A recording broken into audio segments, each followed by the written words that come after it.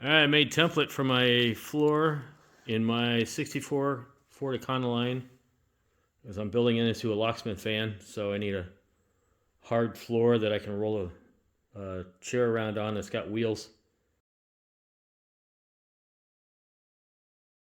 So the first thing I did was I made a template for the whole floor, and the right side's already been cut out and is just sitting there.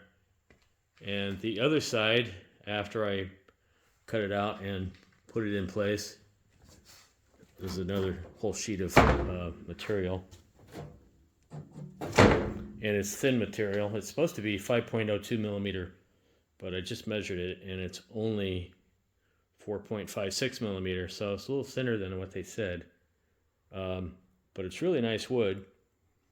And I'm gonna have to jack it up a little bit on the parts, like down in this area down in here, to make it a little stronger so it doesn't give when I put something on it. Got the template. I've drawn around the template, and now I'm going to remove the template paper and then cut